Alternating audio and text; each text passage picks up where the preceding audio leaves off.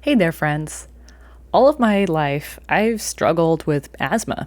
And normally it doesn't bother me too much, but when it's really cold outside or if I've worked out really hard, my asthma symptoms get worse.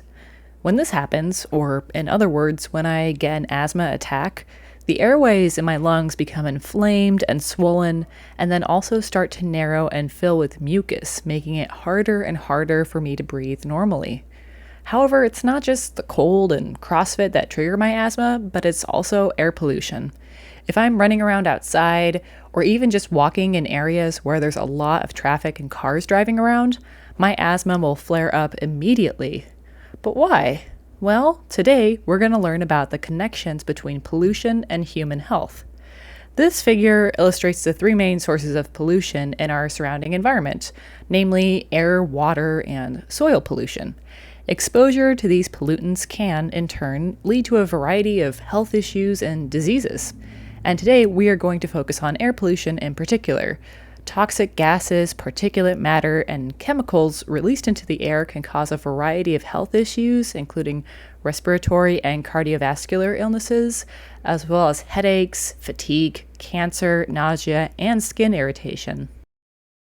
Yet, doctors and researchers are still learning about the connections between pollutants in our environment and human health issues, mainly because we, humans, collectively experience different levels of exposure to a variety of pollutants and toxins. So, in short, it can be really hard to pin down the exact cause of certain diseases because pollutants and toxins can enter our bodies from the air, water, and soil, as shown by this figure, which indicates the many anthropogenic sources, that is to say, sources caused by human activities, of air, land, and water pollution. If we take a closer look at air pollutants in particular, we see a cluster of industrial facilities releasing chlorofluorocarbons, CFCs, which are anthropogenic compounds that contribute to ozone depletion in the stratosphere.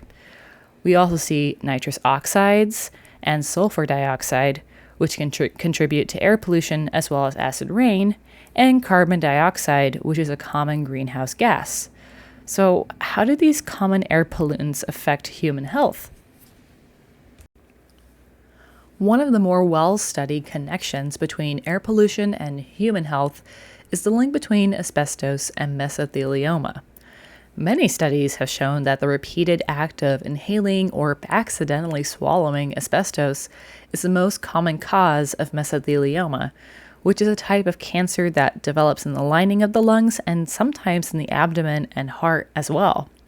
It might be a little difficult to see in this chest x-ray, but this area circled in orange shows affected lung tissue where mesothelioma has started to spread. Normally, the lung tissue should appear fairly transparent in x-rays, but it becomes opaque when mesothelioma is present. Asbestos is a naturally occurring mineral composed of millions of fibers which bind together to create a light yet virtually indestructible material. The fiber structure of asbestos makes it a really effective electrical insulator, and it's also heat resistant, so it was widely used in construction and fireproofing. When I was growing up, my parents actually had asbestos in their ceiling, and I also remember that both my elementary school and middle school, which were built in the late 1970s, had gymnasiums with asbestos ceilings. But as public health awareness about the dangers of asbestos has grown, the business of asbestos removal has also grown. Although asbestos isn't commonly used anymore in construction, some consumer products can still contain trace amounts of asbestos, such as roofing materials. And sometimes, when you're watching TV, you might see ads for asbestos abatement, which is the safe containment and removal of asbestos by professionals. The link between exposure to asbestos and mesothelioma has been heavily studied, and in turn, asbestos use has greatly declined over time. Unfortunately, though, symptoms or signs of mesothelioma may not appear until 20 or 50 years later or more after exposure to asbestos, with initial symptoms including shortness of breath and chest pain. However, over time, As we can see in the lower part of this figure, asbestos exposure can result in damage to and cancer of the pleura, which are membranes that cover the lungs and the inside of the surrounding chest walls. These pleura and even the diaphragm, which helps you breathe, can become scarred, damaged, and hardened from asbestos. And of course, mesothelioma can develop too. What's even worse, though, is that mesothelioma is generally resistant to radiation and chemotherapy treatments, so long-term survival and cures are exceedingly rare.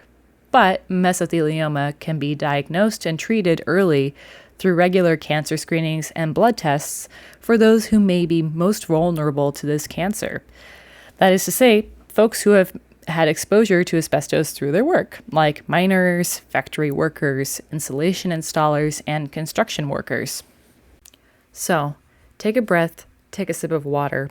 These are simple things that we take for granted each day, yet pollution can threaten these basic aspects of our lives.